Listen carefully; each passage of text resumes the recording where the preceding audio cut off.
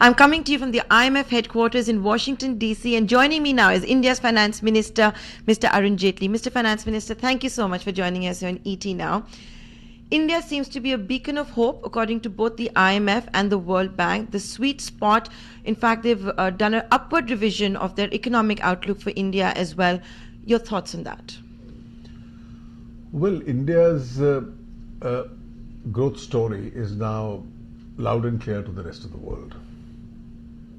But I've always believed that even though we are growing much faster, faster than any other country in the world amongst the major economies, this doesn't really reflect our real potential. And that's for the reason that we are growing, but growing in the midst of several adversities.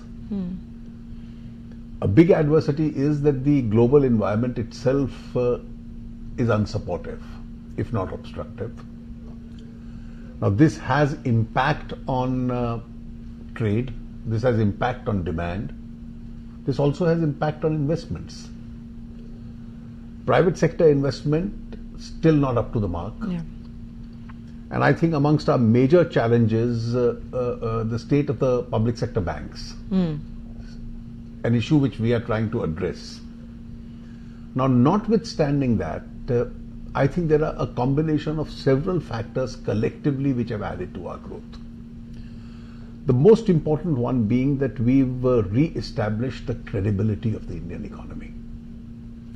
It's not a stray reform here or there, but it's a series of actions in the last 2.5 years, all in one direction. And I think that's restored the credibility of decision-making process, restored the credibility of economic reforms back in India, and of course of governance.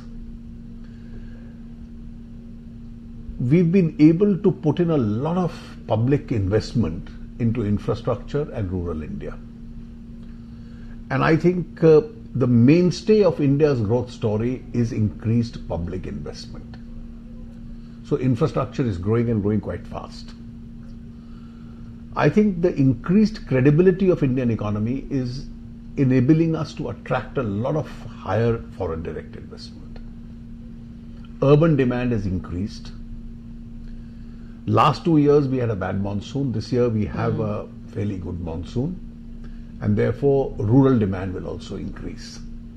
So it's a combination of public investment, FDI, increased demand, which is adding to our growth story. The obstructive factors are global growth being slow. And if the global environment changes and growth returns to the world, then I think we can aim for much higher. Our domestic challenges, as far as they are, I think predominantly we are now very clear that we have to increase investments in agriculture, we have to increase investment in rural India, we have to increase investments in infrastructure. That's a consistent direction which we are following. Correct. And since I'm going to get India specific, but since we're coming from the IMF headquarters and you've mentioned some of the obstructions as well, they've identified two for the world. One is Brexit, and the second one is the outcome of the US presidential elections, with one candidate being very protectionist. Do you think that these two could be obstructions for India's growth story? Well, I think there are three important global challenges. The first you mentioned is Brexit. Now, Brexit impact was overstated. In fact, even the markets only reacted for a day and then they stabilized. Now it looks a harsh reality that the United Kingdom goes out of the European Union. It will decide its own trade policy and economic policies, etc. And I think as and when it's legally entitled to enter into trade agreements, it will start entering in various countries of the world. There's a huge amount of opportunity that I see between the United Kingdom and India entering into some kind of trade arrangements, but that's only when they are legally entitled to do so. Brexit as such doesn't adversely impact India. The US presidential election, it's a worrisome situation. Worrisome because the anger in the electorate has led to the tenor of the entire debate being protectionist. And if the world's most powerful economy turns protectionist, then for others to grow out of protection becomes all the more difficult. But then I have a hope in this. And the hope is that normally during an election campaign, extreme statements are made. When it comes to the burden of governance, that is not what is implemented. And therefore, once these political parties, irrespective of the candidate who wins, they are in government, I think the tenor of their policy would be significantly different from what the tenor of the campaign itself is. There is a third problem also. And I think increased global terrorism on account of the activities of the ISIS and what's happening in that part of the world. Now that in region after region is creating instability. Yeah. For instance, if you analyze what India's challenges are, from any point of view, the border situation becomes worrisome. There is a fourth factor also, which of course doesn't directly adversely impact India, but does impact the rest of the world, which is what happens to China. Now, China is a very large economy. It has done phenomenally well over the last 3 decades. It has now slowed down. The Chinese themselves are conceding that the growth now would be relatively slower than what it was in the past. Fortunately for us in India, we are not a part of the Chinese supply chain, and therefore we aren't so intrinsically linked. But when the world gets impacted, India can't remain isolated. So there are global challenges. And one of the lessons, therefore, for India to learn is to build such firewalls around its own economy that the impact of some of these global developments can be minimized as far as India is concerned. Mr. Finance Minister, you talked about terrorism and with respect to ISIS, but I want to also talk to you about the terrorism we're facing on our border and Pakistan and the surgical strike that was made against Pakistan. First up, we did see a fear in the markets on day one. Then we did see a smart bounce back as well, whether it's the equity markets or the currency markets. But do you think India's risk premium has gone up at all? Well, I don't think there is any serious risk involved in this. Obviously, if you had surgical strikes and there's a shock on account of the strikes because people did not anticipate it, within minutes, the market and the currency markets were both adversely impacted. But then in the next course of the next 2 or 3 market days, it evened itself out. So I don't see much of an impact on the economy or on the markets as far as this factor is concerned. But the fact does remain that a very large part of our resource goes into national security. And as long as this challenge continues, national security will always remain a priority. Can you help us understand why we saw the surgical strike when we saw it? And the reason I'm asking is, Uri wasn't the first time that we had Pathankot, for example, earlier in the year. So why now? It was a strike against terrorism. It was a preemptive strike against terrorism. You have launch pads along the LOC where the army may be maintaining them, but ostensibly the terrorists wait. And then they are smuggled into the Indian territory.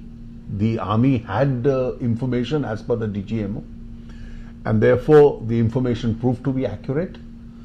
And the army took a preventive strike against those launch pads itself. I think in the current environment, particularly post-Uri, the armed forces, and of course armed forces are under civilian control, are therefore entitled to strategize how to best defend the sovereignty and territory of India. We can't allow a situation where Pathankot happens, Uri happens, and then it becomes business as usual. And therefore, a time had come where India had to redraw the lines. On day one of the surgical strike, we had seen unanimity across political parties. But that seems to have disappeared now. The entire issue is being politicized. In fact, Rahul Gandhi today has said, statements like the Prime Minister is hiding behind the blood of the Jawans, and he's even used the phrase Dalali. If I could get your reactions on this, on day one we saw unanimity, and now there is politicization of this entire issue. Well, I'm extremely pained that such a situation should have arisen. I've always said about him, and I've said this earlier, I'll only repeat the phrase that I had used. The more he grows, the more he immatures. Now, when you grow, you are expected to be statesman-like. Here is national sovereignty at stake. Here, your armed forces, at the risk of their lives, get a one-way ticket and go into the enemy territory in order to defend the boundaries of India. And the armed forces are common to all citizens. They are not common to a particular party in power or in opposition. And therefore, the armed forces need a unanimous backing of the entire country. We don't have to drag them into our domestic politics merely because if your party is doing badly doesn't mean you start inventing arguments of this kind. And the kind of statements which have been made expressing doubts as to what senior officers of the armed forces may have said and questioning that and asking for further proof, has it ever happened? You see, did anybody ask the governments in the past? We've had several wars to produce footage and evidence of what happened in the war. Is it ever a part of a military strategy or a security strategy that this is ever done? So is the government going to try and build any consensus, or is something you think should be ignored? I think the government took all the right steps. Immediately after the surgical strikes, the Prime Minister called a meeting of the Cabinet Committee. Thereafter, an all-party meeting of leaders of opposition was called. The former Prime Minister, Dr. Manmohan Singh, was briefed in person. Mrs. Sonia Gandhi was briefed in person. Leaders of all political parties were called and briefed by us ministers collectively. The Home Minister telephoned and took all the important chief ministers into confidence and briefed them. So in that sense, we built a larger political consensus by briefing everyone. And when the leaders of opposition were called, the DGMO came and made a presentation to the leaders of the opposition. Okay. So it was not merely a political dialogue. Now, we've done everything in the textbook that we could have done. I think those who've made some statements of the kind which we have seen, I think have ill-advised themselves. They haven't helped the country, and certainly they haven't helped their own politics either.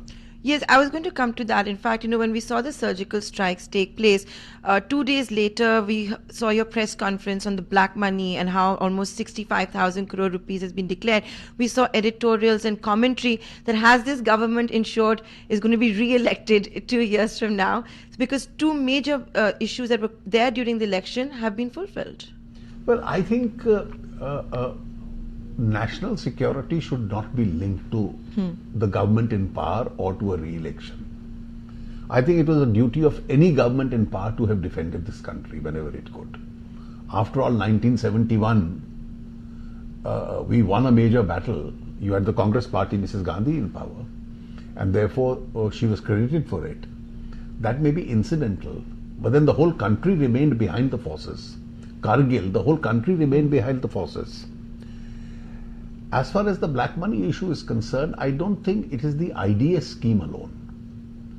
From the constitution of the SIT to all the decisions on PAN cards that we took, that you have to give a PAN card so as the cash transactions itself could be minimized, to entering into arrangements with foreign countries, from FATCA to the Swiss arrangement that we've entered, the black money law for foreign bank accounts, first a compliance window and thereafter a tough law in action. Similarly, action on the income tax front, nudging people to come out clean by paying 45% tax. And I think this is a part of the series of steps which we are taking in order to get people who have incomes to become more tax compliant. After all, It is these taxes which are used for the benefit of national security. It is these taxes which will be used for healthcare. These taxes will be used for rural India. These taxes will be used for the welfare of poor people, for education and so on. So if we are a non-compliant nation as far as taxes are concerned, we aren't performing a national duty. You've come out with very stringent rules for those that are not going to who did not take part in this scheme. Are we going to see prosecution against those that did not declare? You see, the scheme was a voluntary scheme. Now, if somebody on basis of information that a tax department has money which has not been declared, then the tax department would act as per law. I don't think they're going to take any mass action. I don't think they're going to be vindictive. But certainly, they're not going to close their eyes either. And while we're talking about tax compliance, Mr. Finance Minister, you're going to go down in history as the Finance Minister that will roll out the goods and services tax. 22nd November is a deadline you have set out to sort out all the contentious issues, I would imagine, including the rates as well. By when will you take a call that the GST is going to roll out on the 1st of April? Where are we as far as preparedness go? You see, we've been having meetings of the GST Council. And in the very first meeting, I had 5 items on the agenda. Almost 4.5 out of them got sorted out. On the second meeting, we had again 2 very important items on the agenda. They've both been sorted out. There are about 2 pending issues. And after these 2 pending issues, on the meeting on the 18th, 19th and 20th of October, we'll be taking up the rates issue. And after the rates are finalized and these 2 issues are settled, we'll approve the draft bills.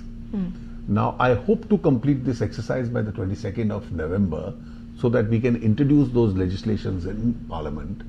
And if we are able to pass them in the winter session, then subject to the IT infrastructure being ready, which hopefully should be ready, we should be in a position to bring it, to roll it out on the 1st of April.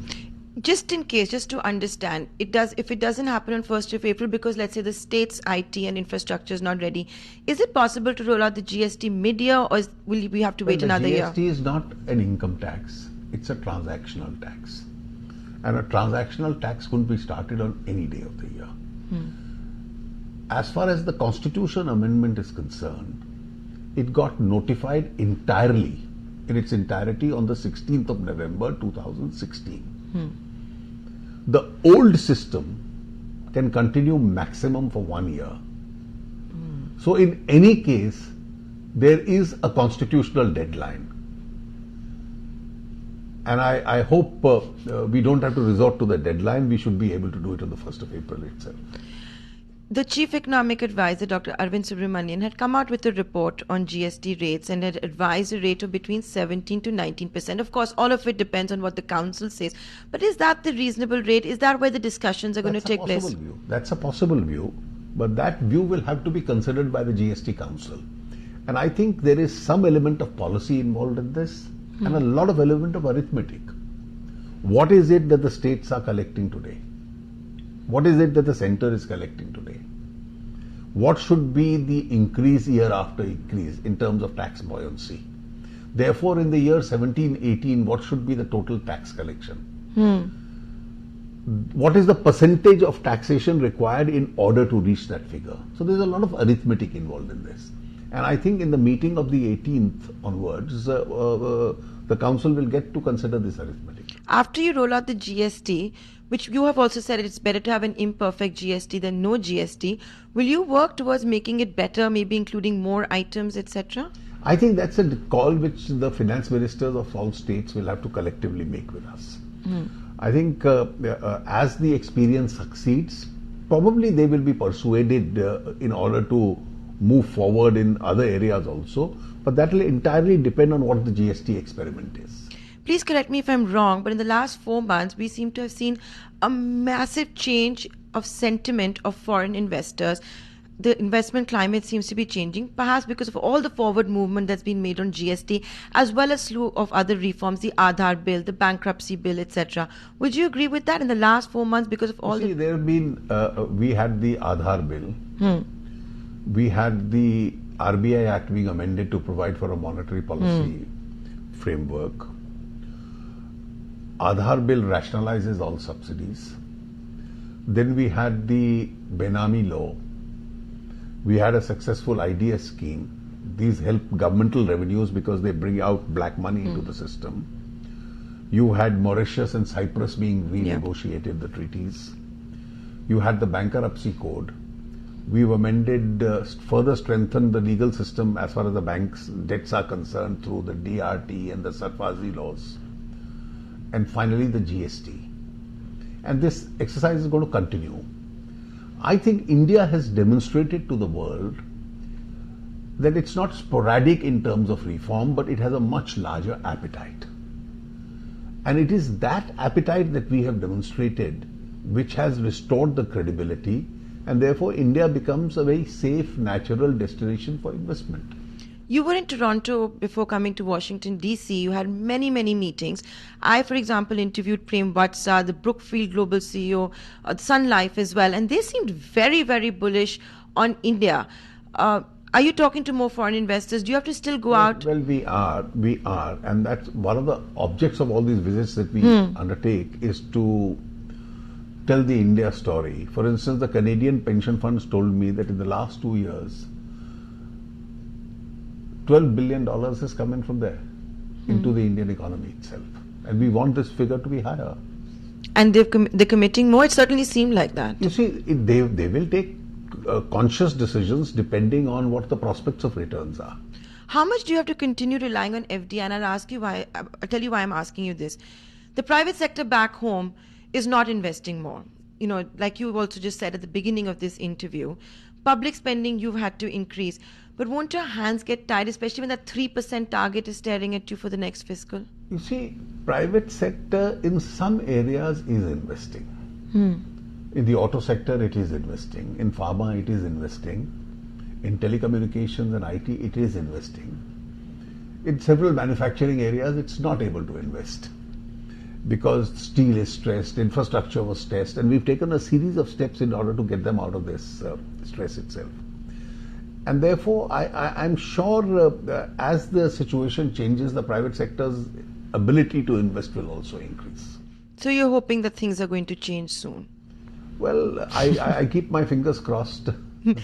But are your hands tied as far as public spending goes, at least in the next fiscal where there's a 3% target that has been set out? Of course, subject to what the N.K. Singh-led committee on FRBM says. I'm waiting for their report, and I think as far as this year is concerned, the target is 3.5, and I hope to maintain that target. What we do next year, you'll hear of it in the budget itself. I wanted to ask you something else since we're talking about FRBM. It's something the rating agencies watch very closely. Now, you have multilateral agencies like the IMF and the World Bank revising India's economic outlook, but you're not seeing an upgrade from rating agencies. You're not seeing them come out and talk more favorable. I know you've already said what you think of the Moody's exercise, but if I could get your views on this. Well, I think you have rating agencies and they do their own job.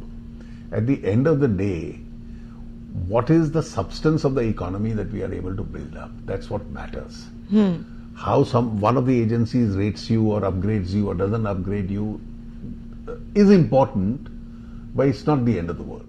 So you're not going to give it that much importance is what you're saying? Well, it is important, I said, but it's not, in reality, we have to improve the performance. Mr. Finance Minister, there's one blind spot in the economy. It's the banks, which you also said at the beginning of this interview. Credit offtake has also not been that great of late. You, for example, even had the RBI cut rates, but banks still now have not transmitted any part of that 25 basis points. What is the situation going forward? You've announced a series of steps, especially with power and steel, to bring down the NPAs.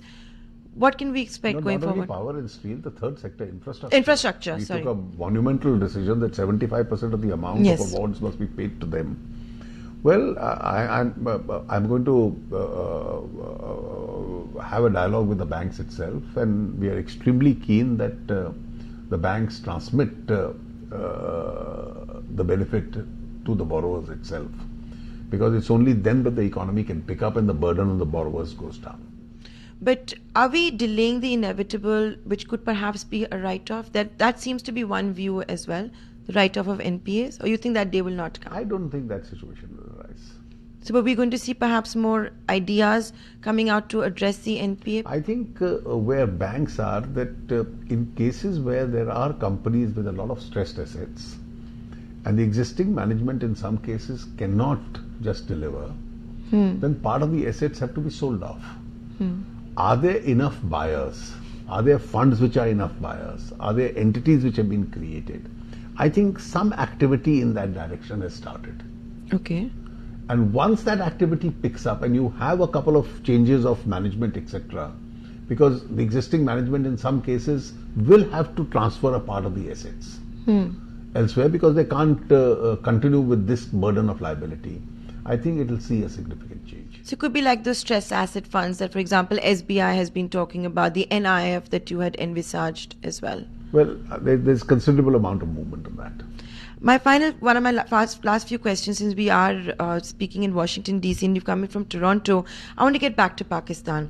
Have we been successful in isolating Pakistan, and did this entire issue come up within any of your meetings in the two cities? Well, obviously the subjects are discussed, but this is not my prime focus. My prime focus is the economy itself. You said we will grow close to 8%. Do you still stick to that? Well, I don't give figures ever. All that I have been saying is that we've been growing 7.5% plus. We hope to improve that figure. To perhaps also grow much faster, the real estate sector may have to come up in a big way. Would you agree? See, that will depend on, amongst other factors, how the interest rates get transmitted and so on. The real estate sector is seeing in commercial space a lot of activity. In the residential areas, the apartments, I think it's still to pick up. But there the government can play no role. No, the government comes in only on the matter of policy, not elsewhere. Okay. Thank you, sir, for joining us here on ET Now.